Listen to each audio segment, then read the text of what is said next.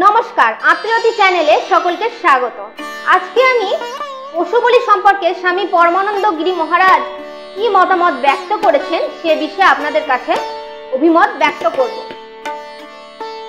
বর্তমান সভ্য সমাজে আমরা নানা দিক থেকে এগিয়ে গেলেও সভ্যতার অগ্রগতি হলো পশু বলি কিন্তু সেই প্রাচীনকাল থেকে যেমন চলছিল এখনো সেরকম একই সমান তালে পশু বলি চলে আসছে।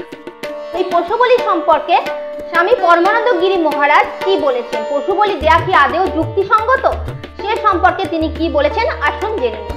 এক ভক্ত জিজ্ঞাসা করলেন, বাবা পশু বলি দেয়া কি আদৌ যুক্তিসঙ্গত? তিনি বললেন, আমরা শান্তি পাই না, শান্তির জন্য মায়ের কাছে নিরীহ পশুটাকে বলি। আমাদের ভিতরে যে অষ্টপাশবদ্ধ পশুতে আছে তাকে বলি না দিয়ে নিরীহ এক প্রাণকে বাবা শান্তি বাজারে বিকোয় না, খেতেও ফলে না, ফ্যাক্টরিতে উৎপন্ন হয় না, শান্তি স্বভাবে।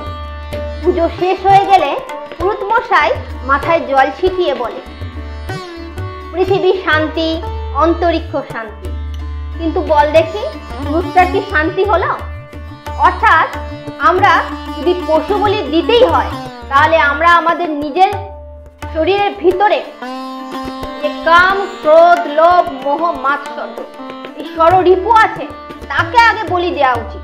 পশু বলি না দিয়ে, নিরীহ পশুটাকে বলি না দিয়ে আমাদের ভিতরের যে পশু আছে তাকে বলি দেয়া, এ বিষয়ে তিনি অভিমত ব্যক্ত করেছেন, এর উপরেই তিনি জোর দিয়েছেন। আসুন আপনারা সকলে পশু বলি না দিয়ে আমাদের শরীরের ভিতরে যেই ষড়রিপু আছে, অষ্টপাশবদ্ধ ষড়রিপু আছে তাকে বলি।